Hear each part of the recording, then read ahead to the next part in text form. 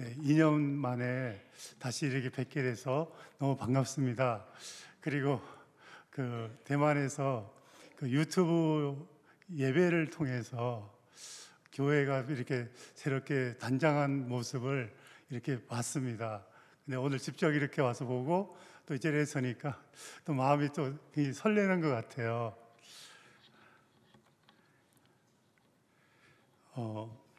먼저는 지난 2년 동안 대만에서 저희가 했던 일, 사실 2년 동안 했던 일이 별로 없어요.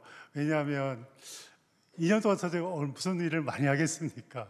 그리고 또 대만을 가니까 중국과는 또 다른 환경이어서 저희가 새로운 환경에 적응하는 시간을 보내고 있고, 지금 비록 중국에서 18년을 살았지만 다시 처음 선교지에 간 그 초임 선교사처럼 지금 살고 있습니다. 그래서 짧은 거지만 같이 좀 나눴으면 좋겠어요. 파워포인트 좀. 네, 2020년, 2021년, 작년 그리고 올해 대만 선교 사역입니다. 저희가 살고 있는 지역은 저 분홍색 이쪽 편에 보면 맨 끝에 저희들이 살고 있습니다. 네, 다음 편. 네, 2020년 6월 2주간 동안 한국 문화 사역을 이제 했는데, 그 학생들에게 초등학생이 아니라 국민 뭐라 하죠? 초등학생이죠. 초등학생들에게 2주간 한글 가르치고, 그 다음에 한국 전통 문화, 윷놀이부터 시작해서 그 투호 뭐 이런 것을 가르치고, 또 이렇게 그 캘리그라피를 가르치면서 아이들과 재미있게 뛰어놀았어요. 그래서 특별히 이제 아이들과 이렇게 막 노는데, 옛날 제가 초등부 전도사 시절 여기서 초등부 학생들과 수련회하면서 지내던 그 생각이 굉장히 많이 났습니다. 다음 번. 네, 저것은 이제 작년 6월부터 11월까지 이제 성경 강의 사역이 있었어요. 그래서 어느 교회에서 주제가 성경은 진리고 우리는 성경으로 돌아가자 하는 말씀으로 주제로 창세기와 마태복음을 작년에 이렇게 가르쳤습니다. 네, 다음은 작년 성탄절 때 그 원주민 교회에서 이제 예배 드리면서 제가 설교하는 모습인데, 대만에 16개의 원주민들이 살고 있어요. 그 원주민이라는 말은 처음부터 그 대만 섬에 살고 있던 사람을 원주민 이렇게 얘기를 합니다. 근데 저 원주민들의 그 특징은 지금도 이렇게 시족 사회가 돼갖고 한 사람이 예수 믿잖아요. 그러면 그 가족이 다 와요. 그래서 저 예배당에 있는 분들이 전부 가족이에요. 그래서 원주민들을 전도하면 주일학교도 할 수 있고 중고등부 청년부도 할 수 있고 다 할 수 있는 것 같아요. 다음 번. 네, 한지정 선교사님이 한국어 가르치는 사역을 하고 있습니다. 그 대만에서 지금 한국어를 배우고자 하는 그 열풍이 굉장히 뜨겁게 일어나고 있습니다. 그래서 저희는 뭐 한국어를 가르치는 것이 목적이 아니라 이제 저런 것을 통하여 사람들을 만나고 또 복음을 전하는 통로로 삼기 위함입니다. 다음. 그래서 하나님께서 또 저희에게 또 귀한 동역자들 보내주셨어요. 그래서 저기 홍콩 선교사님, 홍콩에서 오신 그 선교사님 젊은 부부고, 그다음에 저 나이가 드신 분은 원주민 교회 목사님이세요. 그리고 또 설교 사역이 있는데, 그래서 지금 저희가 출석하는 교회가 이름이 겨자씨 교회예요. 그래서 거기서 한 달에 한 번씩 설교를 하게 됐습니다. 그래서 작년부터 계속 이제 한 달에 한 번씩 저는 이제 설교를 전도 설교에 초점을 맞춰서 이렇게 복음 전하는 설교를 하고 있고, 그다음 핑동 샘물교회라고 하는 것은 우리 한국 선교사님이 재작년 11월 달에 교회를 개척하셨어요. 저희가 살고 있는 곳에서 1시간 정도 떨어져 있는 곳입니다. 그래서 거기에서는 1년에 2번씩 이렇게 가서 또 같이 말씀을 전하고 이렇게 은혜를 나누고 있습니다. 그리고 이제 대륙에 그 두고온 생각만 해도 눈물이 나고 가슴이 아픈 그 형제 자매들이 있어요. 그래서 그 형제 자매들에게 제가 한 달에 한 번씩 우리 생명의 삶 중국어판을 이렇게 보내고 있습니다. 그러면 그들이 그 생명의 삶을 갖고 같이 큐티하고 이렇게 나누고 또 소그룹하고, 그래서 지금 사진에 나온 저것은 거기에 있는 리더들이에요. 저기까지가 저희가 2년 동안 대만에서 살면서 했던 사역입니다.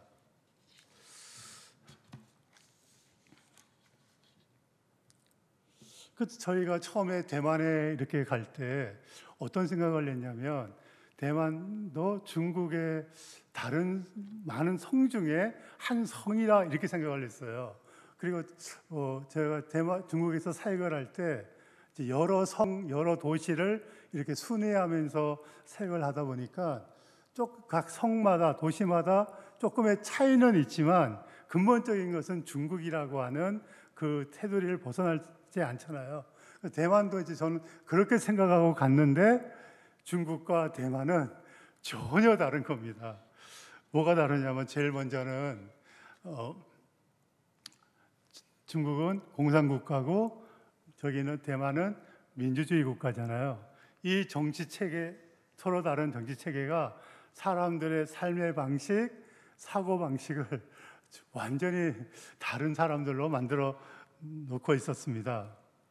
특별히 대만 분들은 일본과 지리적으로 가깝다 보니까 꼭 저 일본에 가본 적은 없지만 들은 얘기에 의한 그 일본 사람들과 너무 비슷한 그러한 모습을 하고 있었습니다.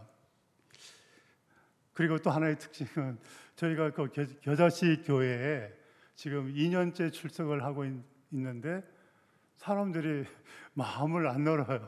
그냥 유령 취급해요. 그 목사님은 그 교회 목사님은 제가 지금 대만에서 그 학교에서 공부하고 있는데 같은 그 학생인 분, 동기생이 있어요. 그래서 그 교회를 가서 오라고 해서 갔는데 성도들이 그냥 유령 취급. 근데 시간이 이제 2년이 좀 지나면서 이제 조금씩 이렇게 문을 열기 시작을 했습니다. 그래서 했고, 그 다음에 이제 거기 가니까 이제 대만에서 처음부터 대만으로 오신 한국 선교사님들도 계셨고, 또 저처럼 중국에서 이제 대만으로 오신 선교사님들 계시는데, 우리가 중국에서는 전부 다 뭐 선생님, 사장님 이렇게 불렀잖아요. 대만에 가서도 그 대만에 처음부터 오신 그분들한테 선생님 이렇게 불렀다가 되게 혼났어요. 내가 왜 선생이냐고. 목사님이라 부르라고. 근데 목사님이라 부르는 게 너무 어색하고 이상한 거예요. 근데 이제 시간이 2년 지나니까 이제 누구를 만나도 목사님, 선교사님 이렇게 되고, 또 저 대륙에 살 때는 보안 문제로 인해서 사진 한 장 안 찍었는데 대만에 가니까 모였다 하면은 사진 찍어갖고 그 SNS에 이렇게 올려요. 처음에는 그게 적응이 안 되고 마음이 이상하고 불안하기도 하고 그랬습니다. 그런가 하면 또 다른 차이점은, 중국에서는 이제 공산국가다 보니까 종교를 다 없애버렸잖아요. 근데 대만은 자유주의 국가다 보니까 다양한 종교들이 있어요. 그리고 이단들도 많아요. 그리고 이제 거리에 나가면 거리마다 그 절들, 사당들이 있고, 또 사람들이 거기 가서 향 피우고 절하고, 마치 우리가 거리에 나가면 우리나라 교회당을 많이 보는 것처럼 대만 가니까 그런 것들을 굉장히 많이 봅니다. 그런가 하면 매년 음력 3월 23일은 천상 성모 마주라고 하는 우상을 섬기는 날이에요. 그 사진 좀 보실까요? 예. 저거는 국가에서 주관해서 하는 그 섬기는 시간인데, 그때가 되면 막 젊은이들부터 시작해서 모든 사람들이 그 앞에 가서 절하고 향 피우고 자기 그 소원도 빌고, 또 이제 거리에는 저 신상을 가마에 태우고 젊은 남자 여자 청년들이 거의 나체 수준의 복장을 하고 북치고 깽가리 치고 나팔 불고 폭죽 들이고, 그리고 막 소리 지르고 가요. 그 뭐 하는 거냐면 신을 맞이하는 거예요. 그 신이 빨리 임하지 않으면, 우리가 성경 열왕기상에 보면 바알 선지자들이 칼로 난자했죠. 이렇게 난자하면서 피가 쭉쭉 흐르면서 막 이렇게 접신을 해요. 그런가 하면 음력 7월은 또 귀신이 활동하는 달이라 해서 그때는 이사도 안 하고 결혼도 안 하고 아무것도 안 해요. 7월 음력 한 달 동안. 그리고 그때는 저녁에 손톱도 안 깎고 오후가 되면 그 옷도 안 말려요. 왜냐하면 귀신이 거기에 붙는다고 생각을 해요. 그 중국에서 볼 수 없었던 너무나 그런 것들을 많이 이제 보고 접하기 시작을 해요. 그뿐만이 아니라 영적으로 그게 섬이잖아요. 대만이 섬이고 바닷 가운데 있으니까 많은 그 우상들이 있고 그것을 굉장히 많이 섬기고, 그러다 보니 그 악령들이 굉장히 많이 역사하잖아요. 기도를 한다는 것이요, 정말 힘들고 어려워요. 오늘 우리 여기 교회에서는 찬양팀이 찬양하는 가운데 기도하면 금방 기도에 집중해서 기도가 되어지는데, 거기 가서 기도하려고 앉으면 이 정신이 집중이 안 돼요. 계속 다른 어떤 그 잡생각이 막 일어나고, 그리고는 막 진짜 힘을 써야 돼요. 막 땀이 쭉 흐르고, 그러다가 한 10분 지나면 지쳐서 졸고 있어요. 제가 그래요. 졸아요. 그 기도한다는 것이 너무너무 힘들어요. 그래서 거기서 정말 제가 경험하고 알게 된 것은 그 골로새서 4장 12절에 보면 바울이 에바브로디도라는 분을 향해서 이렇게 말씀하지요. 그가 항상 너희를 위하여 애써 기도하여 너희로 하나님의 모든 뜻 가운데서 완전하고 확신 있게 서기를 구하노니. 그래서 그 에바브로디도라는 사람이 골로새 교인들을 위해서 애써 기도했다 그랬어요. 그래서 이 애써라는 말이 뭔가 하고 이제 원어 성경을 찾아보니까 애써라는 말이 전쟁하다, 전투하다, 그런 말이에요. 그러니까 그 지역에도 골로새서 보면 그 악령들의 그 많은 그 역사들 골로새서 얘기하고, 그다음에 우상에 대해서 얘기하는데 아마 대만과 비슷하지 않았을까 그 생각을 합니다. 그래서 기도는 정말 애써하는구나, 전투구나, 그 생각을 너무 많이 하면서, 중국에서는 기도하려고 시간을 정하고 딱 마음을 먹으면 한 2-3시간 기도하는 게 금방 2-3시간이 지나가는데, 대만에서는 한 10분, 20분 기도하기가 너무너무 힘들다고 하는 겁니다. 네, 그래서 오늘 기도와 관련해서 하나님의 은혜를 잠시 나누고자 합니다. 오늘 우리가 읽은 그 본문 가운데 나오는 시인은 어떤 큰 어려움에 지금 처해 있습니다. 구체적으로 그가 어떤 어려움에 처해 있는지는 나타나고 있지 않지만 2절 하반절에 보면 시인은 이렇게 말씀하고 있죠. 내 영혼이 위로받기를 거절하였도다. 그러니까 이 시인이 어떤 큰 어려움 속에 처해 있어서 그 사람들이 와서 위로해주고 건면해주고 하는데 그것이 별 도움이 안 되는 거예요. 그래서 그걸 다 이렇게 거절했다는 거예요. 한 예를 든다면 이제 저희가 이제 18년간 그 대륙에서 정말 기쁘고 즐겁고 행복하게 그 사역을 하다가 거의 강제적으로 떠나게 되었잖아요. 그리고 이제 대만에 갔는데 대만에 이제 먼저 오신 어떤 분들이 이제 저희를 위로하면서 하는 말이 뭐냐면은 이거예요. 선교사님, 한 텀은 현지 적응하는 시간으로 생각하고 이렇게 서두르지 말고 또 이렇게 중국 대만 전체를 좀 이렇게 여행도 하면서 재충전하고 준비하는 시간을 가지시면 하나님께서 길을 열어주실 거예요. 그래요. 근데 진짜 그 말이요. 전혀 저한테 위로가 안 되는 거예요. 왜냐하면 여기 와서도 뭔가 막 이렇게 사역을 하고 싶은데 더군다나 또 여기서 1년간 안식년을 보내고 갔잖아요.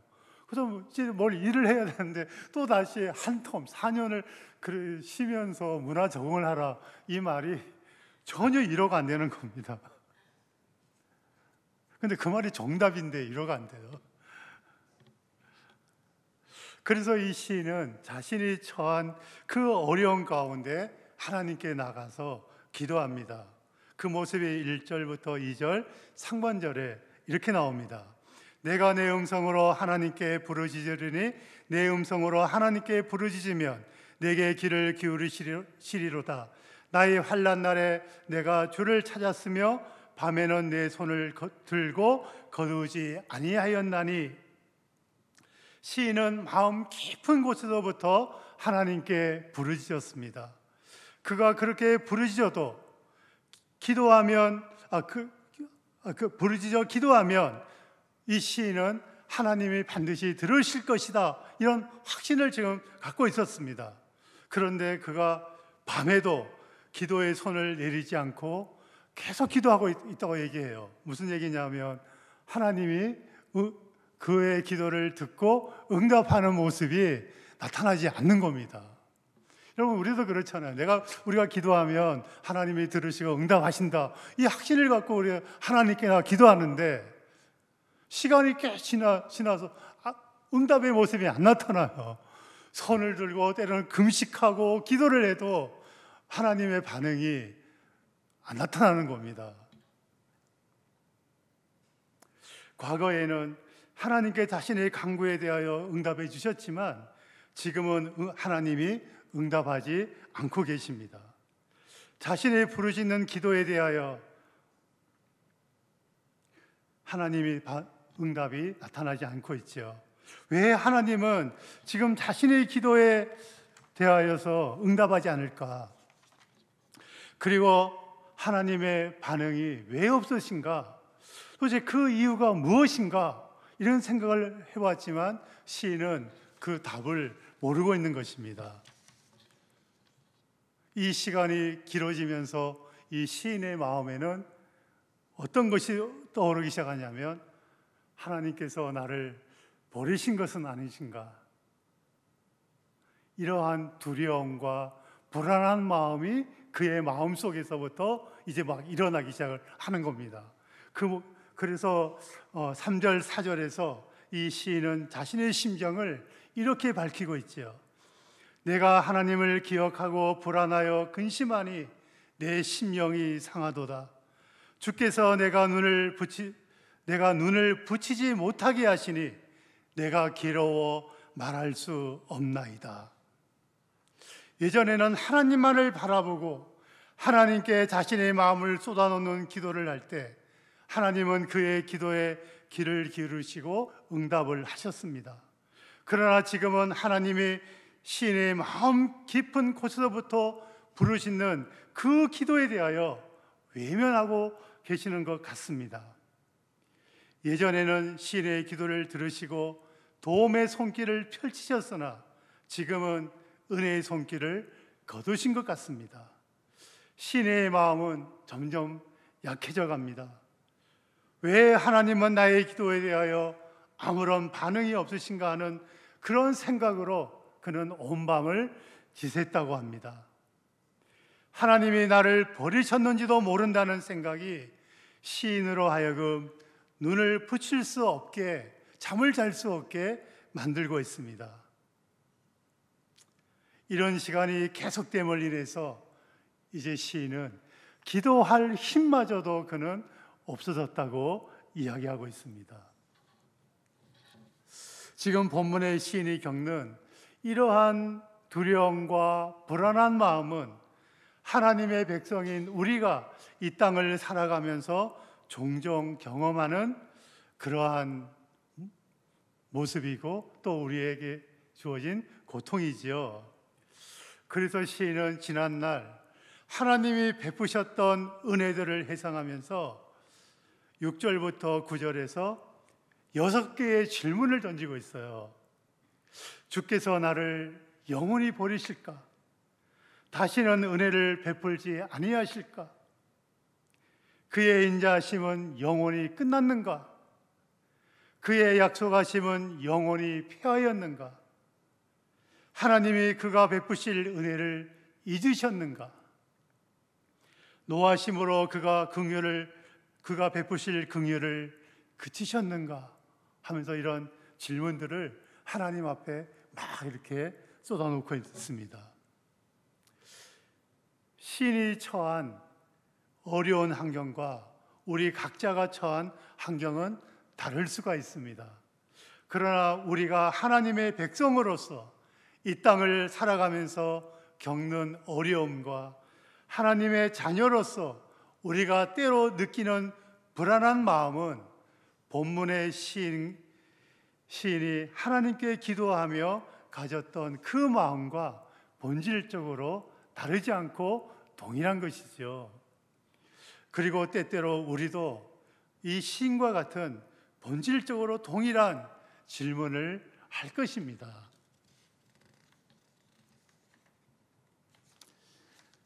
예를 든다면 이렇습니다. 금년 4월에 저희 학교 동기 목사님이시면서 그리고 또 특별히 또 이렇게 깊이 교제하는 목사님이 계시는데 이분이 갑자기 저한테 전화를 해서 이렇게 얘기를 하는 거예요. 교회로 좀 오라고. 그래서 교회를 갔어요. 가니까 우리 그 교회가 분립 개척을 할 예정인데 그래서 선교사님이 우리가 저 공항 쪽, 그 비행장이 있는 공항 쪽에 교회를 개척해서 사역을 했으면 좋겠습니다. 지금 우리 교회가 있는 지역과 공항이 있는 그 지역은 영적으로 너무 황무지입니다. 전도자가 너무나 필요한 지역입니다. 근데 제가 기도하는 가운데 선교사님 생각이 나서 전화를 하고 지금 이런 제안을 드리고 있습니다 라고 하는 거예요. 그래서 이제 저와 저의 아내가 같이 그 얘기를 듣고 이제 오케이 그랬습니다. 그러니까 그 목사님이 그러면 4월 말에 그 집사회, 그 대만 집사회가 당회에 해당하는데 그 집사회에 정식으로 얘기를 하고 그리고 6월부터 우리가 함께 사역합시다 이러는 거예요. 그래서 이제 저희는 집에 와서 이제 그 4월 초에 이런 일이 있었으니까 이제 5월 초까지 이제 기도하면서 기다리면서 우리 공항 그쪽으로 또 이사를 가야 되나부터 시작해서 그럼 가서 어떻게 사역을 할 것인가 뭐 이제 이런 성사진을 막 그리는 거죠. 그런데 5월 초에 갑자기 목사님이 사임을 하셨습니다. 근데 왜 사임을 했는지 모르겠어요. 그래서 그 목사님이 사임을 하시는 바람에 그 교회 분리 개척하는 그 프로젝트가 무산이 된 겁니다. 그러니까 굉장히 좀 이게 낙심도 되는 거예요. 그런데 또 갑자기 이제 5월 달에 아까 우리 사진에서 봤던 그 원주민 목사님이 뭐라 하냐면, 선교사님, 우리 저쪽에 그 어떤 야시장이 있는데 우리 그 야시장에 교회를 개척하는 게 어떻겠어요? 그래요. 그래서 왜냐하면 그 야시장에는 사람들이 왕래가 빈번하고 많으니까 우리가 그걸 개척합시다.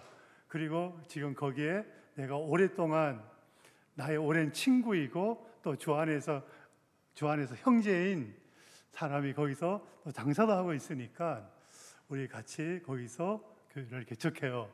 그리고 그 주변에 또 자기가 아는 또 교회 나가지 않는 형제 자매들도 있으니까 그들에게 전도하고 하면 될 것 같으니까 우리 여기다 교회를 개척합시다 그래요. 그래서 이제 몇 번 그 야시장을 같이 가서 또 형제도 만나고 기도도 하고, 그래서 6월부터 우리가 여기서 교회를 개척하자. 이제 그래서 또 생각하는 거예요. 어떻게 시작을 해야 되지? 그래서 우리나라 옛날 목사님들은 사과 개짝 갖다 놓고 그걸 강대상을 삼아서 시작을 예배부터 드리고 시작을 했잖아요.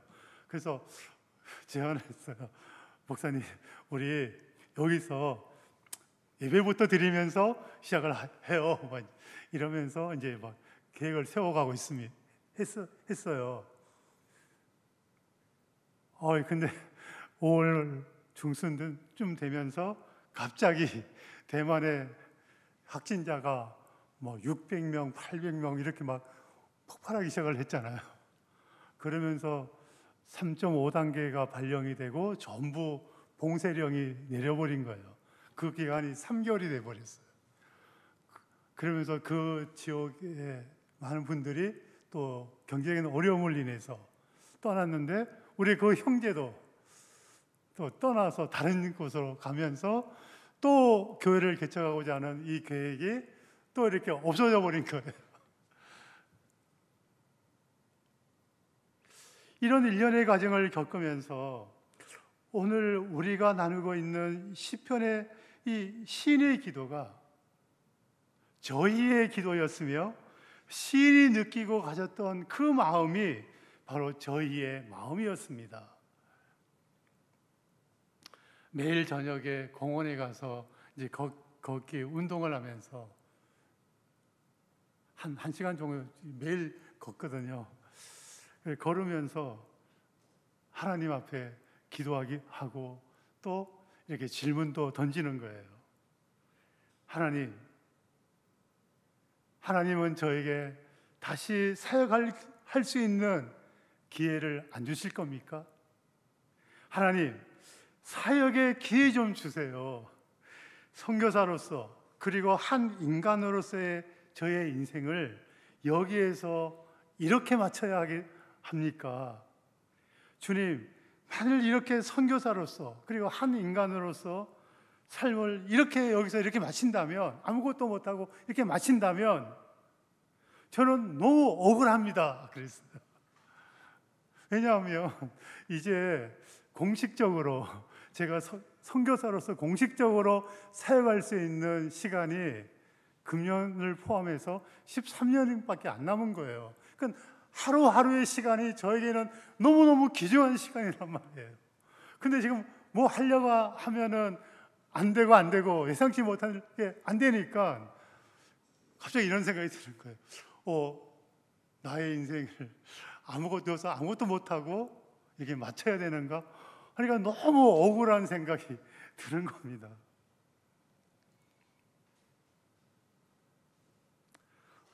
38살에 한참 젊은 나이에 선교지에 갔습니다.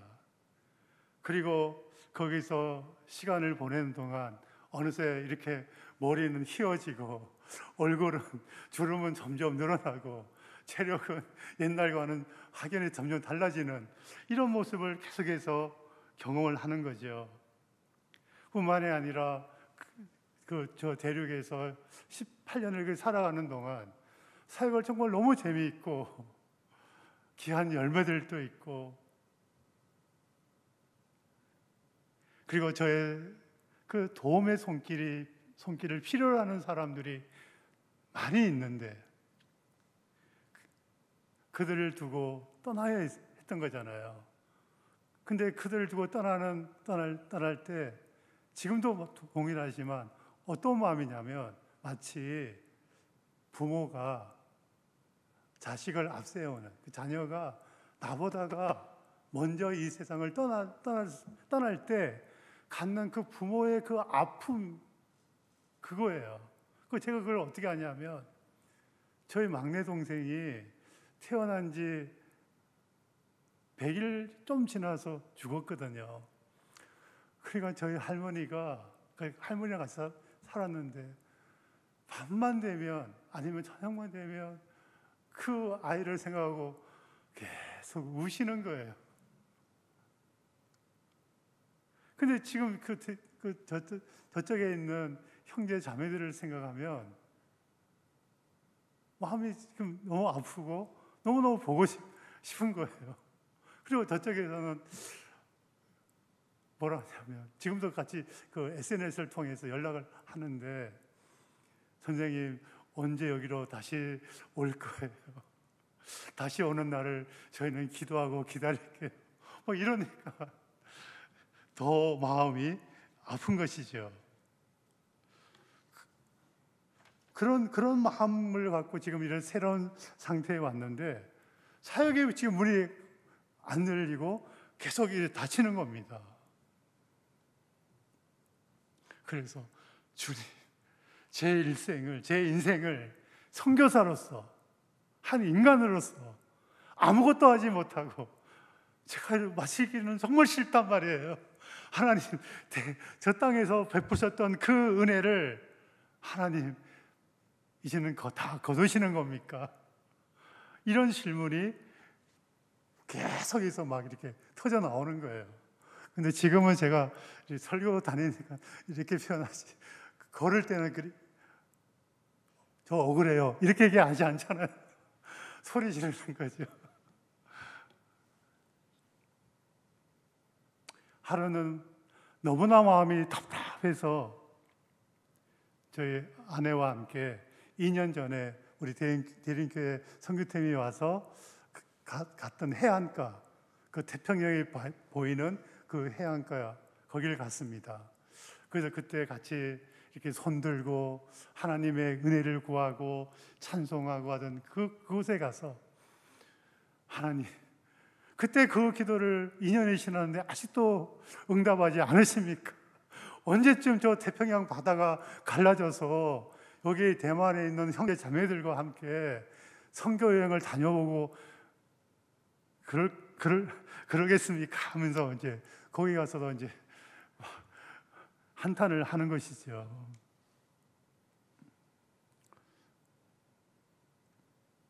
이렇게 시인은 하나님 앞에 그 질문들을 던지면서 불안하고 두려운 마음을 갖고 질문을 던지면서 있을 때 갑자기 반전이 일어납니다. 10절, 12절입니다. 시인은 이렇게 말합니다.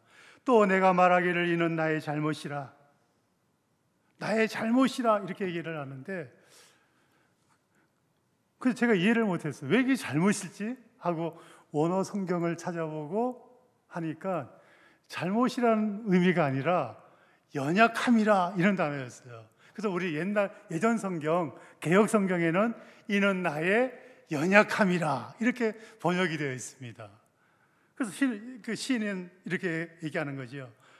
또 내가 말하기를 이렇게 한 것은 나의 연약함이라. 우리가 우리의 하나님께 기도하면서 불안해하고 근심하기도 하며 밤에 잠을 못 자고 괴로워하는 것은 우리의 잘못이 아니라 우리의 연약함입니다. 우리가 마음에서부터 하나님을 향하여 불만과 답답함과 억울함을 토로하는 것은 하나님의 자녀만이 갖고 누릴 수 있는 하나님이 우리에게 주신 놀라운 특권이라고 하는 것이지요. 시인은 자신의 연약함을 고백하는 동시에 이렇게 얘기합니다. 하나님께서 옛적에 행하신 기이한 일을 기억하고 작은 소리로 읊조리며 낮은 소리로 되뇌이겠다 이렇게 시인은 고백하고 있습니다. 하나님이 옛적에 행하신 기이한 일이 뭐냐 하면 13절부터 20절에 나타나는 출애굽의 역사인 것입니다. 여러분, 이스라엘 백성들이 애굽에서 430년 동안 종살이 했잖아요. 그 종살이가 너무나 고역이었잖아요. 그때 그들이 하나님 앞에 하나님의 언약의 말씀을 붙들고 아브라함에게 약속한 그 언약의 말씀대로 우리를 구원해달라고 기도했을 거 아니에요. 근데 하나님의 손길은 나타나지 않습니다. 한 세대가 죽으면서 죽어도 안 나타나는 거죠. 그 다음 세대가 이어서 하나님 앞에 기도하는 거잖아요. 두 번째 세대가 죽어도 하나님의 응답은 안 나타나요. 세 번째 세대, 네 번째 세대가 나타나서 하나님 앞에 기도하는 거예요. 그 시간이 무려 430년이라고 하는 겁니다. 430년 동안 이스라엘 편에서 볼 때는 하나님이 이스라엘을 외면하는 것 같고 침묵하는 것 같은 거예요. 마치 이스라엘 편에서는 하나님이 우리를 버리신 것 같은 그러한 마음을 갖고 있는 겁니다. 여러분, 430년이에요. 그런데 하나님 편에서는 어떠하지요? 하나님은 이렇게 말씀하죠. 출애굽기 2장 23절부터 25절에서 여러 해 후에 애굽 왕은 죽었고 이스라엘 자손은 고된 노동으로 말미암아 탄식하며 부르짖으리니 그 고된 노동으로 말미암아 부르짖는 소리가 하나님께 상달된지라. 하나님이 그들의 고통 소리를 들으시고 하나님이 아브라함과 이삭과 야곱에게 세운 그의 언약을 기억하사 하나님이 이스라엘 자손을 돌보셨고 하나님이 그들을 기억하셨더라. 이스라엘이 430년 동안 하나님 앞에 기도하고 그 기도한 사람들이 죽고 또 죽어갔지만 하나님은 그들의 기도를 다 듣고 계셨다고 하는 겁니다. 그들의 기도가 하나님께 상달되고 있었다고 말씀하고 있습니다. 그리고 하나님은 그들이 부르짖는 그 기도에 따라 하나님의 언약을 기억하셨다고 말씀하고 있는 것이죠. 그리고 마침내 하나님은 이스라엘 자손을 돌보셨다 말씀하고 있어요. 그래서 이 시인도 지금 그 출애굽의 그 역사를 기억하고 회고하고 살피고 묵상하고 있는 겁니다. 그리고 특별히 20절에서 이렇게 말씀하고 있죠. 주의 백성을 양떼같이 모세와 아론의 손으로 인도하셨도다. 출애굽 후에 이스라엘은 광야로 나왔잖아요. 광야는 먹을 것도 마실 것도 입을 것도 아무것도 없는 것이죠. 이스라엘이 어느 방향으로 가야 될지 방향 감각이 없는 것이 광야잖아요. 사람이 가장 두려울 때가 내가 어디로 가야 될지 모를 때가 가장 두렵잖아요. 그죠? 그래서 이스라엘이 하나님은 우리와 함께 하시는가? 이런 의문을 갖게 되는 거죠. 근데 그 시간이 무려 40년이잖아요. 근데 하나님은 그 광야에서도 이스라엘과 함께 하시며 은혜를 베푸시며 그들을 인도하셨다고 말씀하고 있습니다. 어떻게 인도하셨다고요? 주의 백성을 양떼같이 모세와 아론의 손으로 인도하셨도다. 다시 말하면 하나님이 세운 직분자들을 통해서 이스라엘과 함께 하시고 인도하셨다고 얘기하고 있어요. 대만에서 코로나 확진자가 폭발하면서 이제 다 비대면 예배가 시작이 되었습니다. 그래서 이제 저희는 집에서 유튜브를 통해서 송출되는 우리 대림교회 비대면 예배에 참여해서 이제 주일마다 이렇게 예배를 드리기 시작을 했어요. 그런데 이제 예배 때마다 이제 맨 마지막에 이제 송 목사님이 축도를 하시잖아요. 그죠? 축도를 하시는 가운데 뭐가 있냐면 항상 선교사님들을 위해서 축도하시잖아요. 근데 어느 날 그 예배를 드리고 있는데 성모대 축도를 하시는데 선교사님들을 위하여서 기도하는 그 순간, 그 축도가 갑자기 제 마음 속에 임하면서 그 불안한 마음, 두려운 마음, 어떤 억울한 마음, 이런 것이 일순간에 확 사라져 버리는 거예요. 그러면서 갑자기 본문의 20절 이 말씀이 떠오르는 겁니다.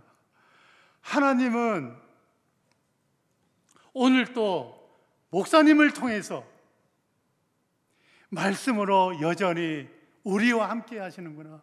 나와 함께 하시고, 하나님은 목사님을 통해서 선포되는 그 말씀으로 지금도 나에게 은혜를 베풀고 계시는구나.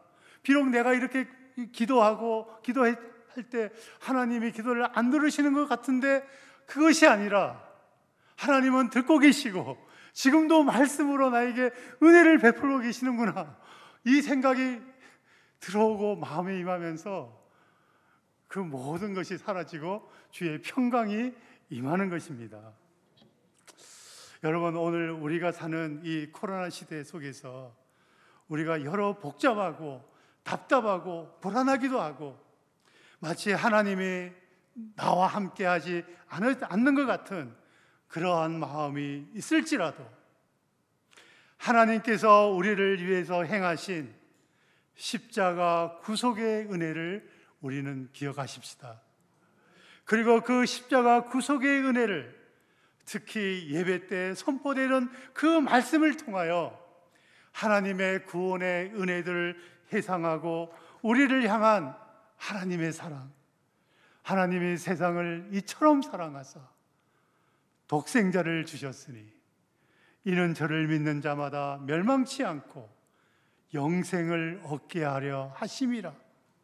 하나님의 이 놀라운 사랑을 우리가 매일매일 읊조리고 하나님이 우리 주 예수 그리스도 안에서 성령과 말씀을 통하여 우리를 위하여 행하시는 그런 일들을 우리가 날마다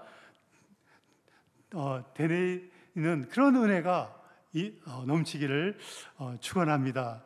그리고 하나님께서 교회를 위하여 세우신 목사님과 직분자들과 그리고 우리 그 순장님들을 인하여 우리가 하나님께 우리 감사하십시다. 하나님은 우리를 위하여 목사님을 세우셨습니다. 우리에게 은혜를 베푸시기 위해서 교회의 직분자들을 세우셨습니다. 우리 한 사람 한 사람을 세밀하게 인도하시기 위해서 하나님은 우리에게 순장님들을 세우신 것입니다. 그래서 우리가 이 시대를 지금은 답답해 보이고 아무것도 안 본다 할지라도 하나님의 그 은혜의 말씀을 인해서 십자가의 그 구속의 은혜를 인해서 우리 모두가 넉넉히 이겨가는 사람들이 되기를 주님의 이름으로 축원합니다.